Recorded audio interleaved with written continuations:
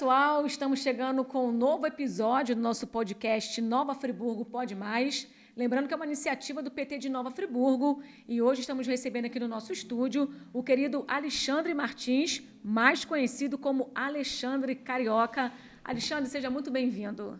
Obrigado, boa noite. Boa noite, seja bem-vindo ao nosso podcast. E para a gente começar aqui o nosso bate-papo de hoje, gostaria que você se apresentasse aí para os nossos amigos, né, para os nossos telespectadores. Fala um pouquinho quem é o Alexandre Carioca. O Alexandre Carioca foi convidado a chegar aqui em Friburgo, que eu nasci realmente no Rio de Janeiro. Carioca mesmo, né? Né? Através do convite de um amigo, eu vim conhecer a cidade de Nova Friburgo. E isso foi em 1985. Ih, eu estava nascendo. Aí, gostei da cidade. Tanto que eu gostei da cidade, que aqui eu me casei, criei meus filhos, já sou avô. Que legal. Né? E nisso eu tive várias trajetórias em várias frentes de batalha aqui em Friburgo, para a melhoria da nossa cidade. Posso me chamar de nossa cidade? Sim, lógico. Porque eu tive a honra de receber o título de cidadão friburguense. Olha, que bacana. Isso foi que ano, Alexandre? Movimentos sociais, em 1989. Não, que você recebeu o título? O título. Olha, que bacana, que bacana. Já é friburguense, então, né? Veio para cá para conhecer a nossa cidade, se apaixonou, até porque quem vem conhecer Nova Friburgo raramente não se apaixona. E aí já está morando em Friburgo quantos anos? Então, já faz 30 e poucos anos. 30 e poucos anos. Já é friburguense, com certeza. E aí você começou a trabalhar nessas questões de movimentos sociais, movimentos sindicais. Conta para a gente um pouquinho. Através do convite desse amigo que me chamou para conhecer a cidade de Nova Friburgo, que ele já morava aqui, eu fui trabalhar na fábrica de rendas Arpas, têxteis, né?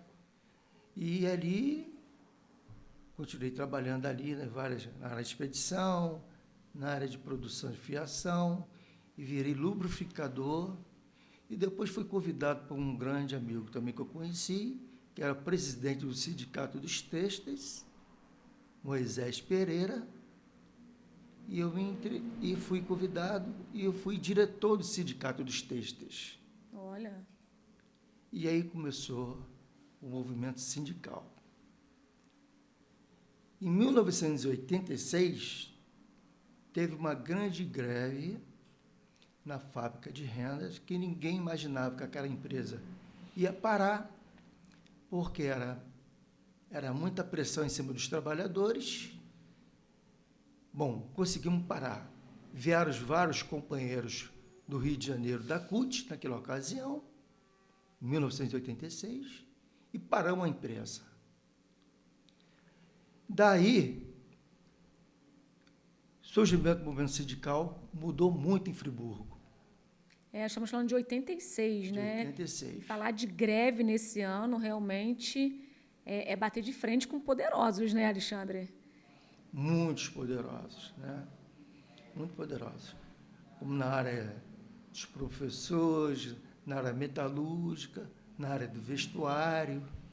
Teve uma revolução tremenda aí, a conscientização dos trabalhadores que era necessário fazer greve para conquistar os seus objetivos, né? Numa classe social, classe salarial, né? Só para você ter uma ideia, na greve da fábrica Ipur, ficamos plantados dentro da empresa 52 dias.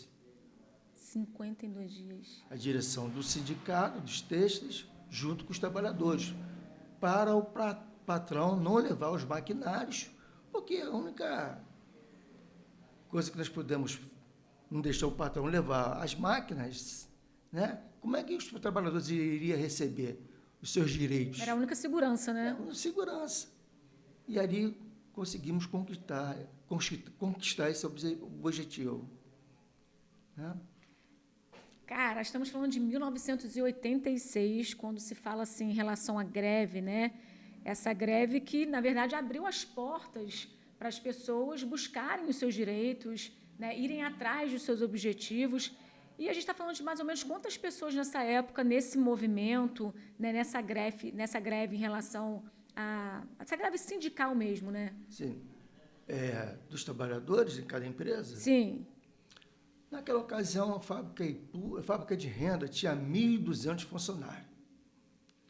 A fábrica Ipu, naquela ocasião, tinha uma faixa de 5.000 trabalhadores. E eu vou passar também para mais. Tem a fábrica Filó, também teve paralisação, que em torno de 6.000 trabalhadores. Uau. Tem a área metalúrgica, que também teve paralisações na Aga, Ivega e várias outras. Uma faixa de 6.000, 7.000 trabalhadores. Olha só, foi a conscientização da classe trabalhadora em Nova Friburgo. Começou por aí. Nossa, muita gente, né? Isso aí eu estou falando de 1986 a 1990. 86 a 90. E assim, como que você vê hoje, Alexandre, em relação às greves, né? Nós estamos falando aqui de uma potência de uma greve muito grande em 86, que, como a gente já falou, que abriu as portas, né? Foi realmente o momento onde que as pessoas não acreditavam que aquilo ia acontecer, né, Alexandre? Como Exatamente. você não acreditavam, mas depois que viu o que aconteceu, né? 52 dias. Hoje, como que você vê a realidade das greves hoje? Não só em Friburgo, mas no geral. Pois é. Isso já não acontece mais. Dificilmente hoje uma empresa de vestuário, né, as confecções, né, não faz essa paralisação. Não sei porquê, mas deveria dar essa continuidade. Os sindicatos ainda continuam na porta das empresas, dando informação para os trabalhadores, explicando os direitos deles e o direito de greve. Mas está muito difícil hoje os trabalhadores ter essa consciência, infelizmente. Você acha que essa questão da greve hoje, ela ser um pouco mais fria, diríamos assim, é por conta do medo do trabalhador, é por conta das ameaças, talvez, de empresas, de patrões? Você acha que isso pode ter sido o motivo dessa greve ter perdido um pouco a sua força? É realmente muita repressão, né? O trabalhador fica com medo de ser mandado embora, acontece realmente, né? E, infelizmente, ele se retrai sobre isso. Como é valioso o esforço dele, é ele que dá produção para o patrão, né? E se parar a máquina, o patrão tem que chegar o que o trabalhador quer. O sindicato está lutando ali por ele, conquista para eles, né? Melhoria de salário, assistência social. Infelizmente, o trabalhador tem medo, está com medo hoje. Hoje, por exemplo, aqui a realidade de Nova Friburgo, a gente vê assim, umas paralisações, né? Na verdade, nem podemos chamar de greve. É uma paralisação mais da parte da educação, da saúde. Teve recente agora. É recente, né? Eu acho que foi uma paralisação de 24 horas, se eu não me engano. Mas aí são paralisações, não greves, por conta dessa questão mesmo que você acabou de abordar do medo, né? Da repressão. Exatamente, isso mesmo. E essa questão toda da educação, da saúde, né? A gente sabe que precisa de melhorias. Nós vamos falar um pouquinho de saúde daqui a pouco, né? Porque o Alexandre também atua na área da saúde aqui em Nova Friburgo, não é isso, Alexandre? Sim. Já vamos falar um pouquinho sobre isso. Então vamos fazer o seguinte, vamos dar uma pausa aqui no nosso primeiro bloco, já voltamos com o nosso segundo, já, com o nosso podcast Nova Friburgo Pode Mais. Voltamos com o nosso segundo bloco do nosso podcast Nova Friburgo Pode Mais. Hoje recebendo Alexandre Martins, né, mais conhecido como Alexandre Carioca. E estávamos falando aqui um pouquinho também sobre a saúde. Você atua na saúde de Friburgo, né, Alexandre? Sim, sim. Eu trabalho hoje lá no portão de carga e descarga, recebo as mercadorias que entram no Hospital Raul Sertã para setor de almoxarifado, né? Almoxarifado e setor também de enfermagem e farmácia, né? E outros produtos que acontecem de limpeza também, passa tudo por ali. Passa por vocês, né? Passa por mim. Entendi. Eu que procuro identificar as pessoas que estão entrando e tal, e tipo de mercadoria, indico qual local que tem que entregar essa mercadoria, e é assim que funciona o serviço lá. Entendi. Logicamente que a gente não pode entrar muito a fundo na questão da saúde, né? Por conta até do trabalho, né, do Alexandre. Ele não trabalha lá dentro, na parte médica, no corpo, né, médico, enfermagem, enfim. Mas como que você vê hoje a saúde no geral em Nova Friburgo, Alexandre? A gente está falando aqui no geral, não somente no Raul Sertã. Então, a saúde é um problema muito sério que o Raul Sertã tem, né? Porque atende não só o povo friburguense, como atende também as cidades em volta de Friburgo, né? E fica difícil para dar atenção, né, para o povo friburguense. Aí, às vezes, tem aquelas dificuldades, questão de atendimento, fica muito difícil para a saúde de Nova Friburgo. Não tem vazão, né? Porque é muita gente para um corpo técnico pequeno em Friburgo, né? E os profissionais também cansados. Enfim, você que acompanha um pouco disso lá dentro no Raul Sertã. Eu só tenho que elogiar o profissionalismo dos enfermeiros, técnicos de enfermagem. Trabalha com garra, né? Com garra, os médicos, o pessoal da higienização, que também trabalha muito, muito, muito, muito, muito mesmo. Sabe? É um pessoal, profissionais dentro do Raul Sertã, que eu estou ali observando ali. São um pessoal que realmente trabalha com coração mesmo, tá? Tudo que pode dar, eles dão. São guerreiros, né? Não é de hoje que a gente identifica esses profissionais da saúde como guerreiros, né? Desde a época da pandemia, agora essa situação da dengue, sabemos que a quantidade de funcionários não é o suficiente, sabemos do movimento, do fluxo dentro do Raul Sertã, que realmente muitos profissionais têm que dobrar, né? Trabalhar horas e horas para dar conta do trabalho, para não deixar ali, né, o paciente sem assistência. Então, realmente são guerreiros. Também outra parte também que funciona, que também se entrega muito, a parte de administração dentro do Raul Sertã, a parte da direção, o pessoal do RH, o pessoal dali dá muita assistência. O pessoal também que trabalha ali na primeira chegada do atendimento. Socorro, né? Socorro. De emergência. É aquela questão, né, que a gente fala em relação à saúde. A equipe, né, a equipe de saúde, eles fazem o que dá para fazer, né? Sabemos que não é fácil, mas essa questão, esse tema de saúde, vamos deixar para um outro programa, um outro episódio de podcast. Falamos um pouquinho aqui com o Alexandre por ele trabalhar no Raul Sertã e estar ali um pouquinho mais próximo, mais perto. Mas agora vamos falar como foi sua chegada no PT de Nova Friburgo, né? Como que você chegou no PT de Nova Friburgo, Alexandre? Então, através que eu fui diretor do Sindicato dos Têxteis e também funcionário no Sindicato do Vestuário, eu tive um convite de outros trabalhadores. Alexandre, está na hora você assumir o PT de Nova Friburgo, concorrer à eleição do PT de Nova Friburgo. Nós queremos você lá. Isso foi um pedido dos trabalhadores. Eu concorri à eleição e ganhei a eleição. E consegui fazer um trabalho de quê? De trazer vários petistas que estavam afastados, voltaram para o partido. Além disso, filiando vários trabalhadores também. Isso foi muito importante para o PT de Nova Friburgo. Cresceu. Nós estamos falando de que ano, quando você se torna presidente do PT de Nova Friburgo? 1999. 99. E você ficou presidente do PT de Nova Friburgo até que ano? Bom, acho que eu fiquei em torno de 1999 até 2005. 2005. Então, assim, bastante tempo, né? Anos aí fazendo um trabalho de excelência em Nova Friburgo. Logicamente tem suas dificuldades, mas, assim, conseguir trazer uma equipe, né? Conseguir trazer pessoas que defendem aí as bandeiras do PT foi bem importante nessa época, Muito, né, Alexandre? Importante. Poxa, um pessoal, a minha executiva, naquela ocasião, muito boa mesmo. Isso é importante demais.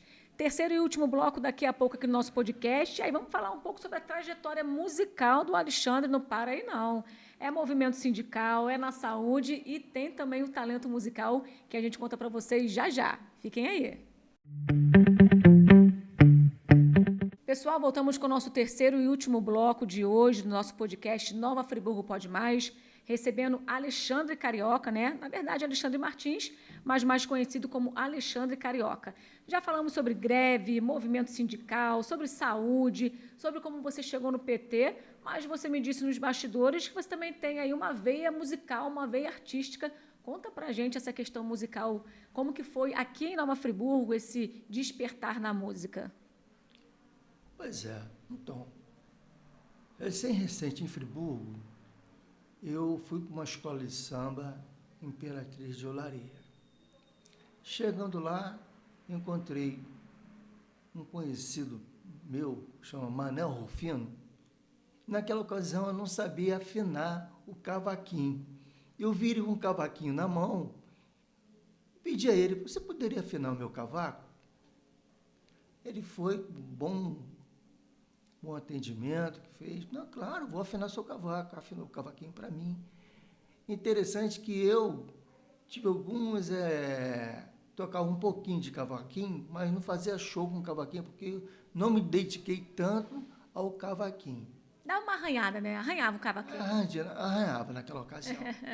Mas a minha... Forte meu mesmo foi percussão e cantar. Foi que eu me dediquei mais, na percussão e cantava. Né? Eu tive até a oportunidade, a honra também de ser intérprete da Escola de Samba, aluno do samba. Alô, meu alunos do samba. Eu sou de conselheiro, né? E, através desse amigo que afinou o cavaquinho, que é o Manel Rufino, o Alexandre, eu estou com vontade de montar um conjunto. Você toparia de conhecer uns colegas meus e montar esse conjunto? Vamos marcar uma reunião e você aparece lá para conversar com esse pessoal? Claro, vamos lá. Naquela ocasião era a Zizi, que chama de João Luiz, né? Renato, Adilson e o Manel Rufino e eu. Então, escolhemos o nome do conjunto, escolhemos Sambalanço. Sambalanço. Naquela ocasião, fizemos muito sucesso, tocamos na Via Expressa, na Festa da Cerveja, na Bela Nápoles, tocamos muito na Bela Nápoles. O único conjunto de samba que teve a oportunidade de tocar pela Rio Tour, vários bairros da Rio Tour, né, no Carnaval. E hoje nós damos uma paradinha, o pessoal foi ficando mais um pouquinho idoso. Mais experiente, é a melhor idade. Isso aí. Então, tivemos também a oportunidade também de ser um dos organizadores de um encontro de samba. Era na Imperatriz, aluno do samba. Unidos da Saudade, Village. Unidos da Saudade, Village. No xadrez, vocês passaram todas as quadras, né? Todas as quadras. No 50, no xadrez. Então, olha, famílias... no CIEP também, de Olaria. CIEP também, de Conselheiro. Olha, era aquele povo, vinha a família com os filhos. Era uma maravilha, era uma tarde maravilhosa. Tive essa oportunidade de unir os músicos, os sambistas de Nova Friburgo, os conjuntos de Nova Friburgo, que eram vários naquela ocasião. Era muito legal. E você falando agora, né, contando um pouquinho da história, das quadras, né, das escolas de samba, falando do Sambalanço e falando da Festa da Cerveja, do Clube 50, olha como que a gente pega a história de Nova Friburgo, né, Alexandre? Porque quando a gente fala da Festa da Cerveja na Via Expressa, nós estamos falando da época do governo do Paulo Azevedo. Isso. Né? Isso mesmo. E aí aquela Festa da Cerveja que sempre foi referência em todo o Brasil. Naquela época eu ainda era adolescente, sabe, gente? Mas eu lembro que nessa época da Festa da Cerveja na Via Expressa, shows enormes, shows de nomes consagrados mesmo, né? De peso. E eu lembro que na época era o baixinho da Kaiser, né? Isso, veio. Ele veio aqui em Friburgo, ele estava num sucesso muito grande. Isso. Então, assim, o Sambalanço realmente tocou no evento que marcou história em Nova Friburgo, que foi a Festa de Cerveja naquela época. Era muito bom. Nossa, saudosos.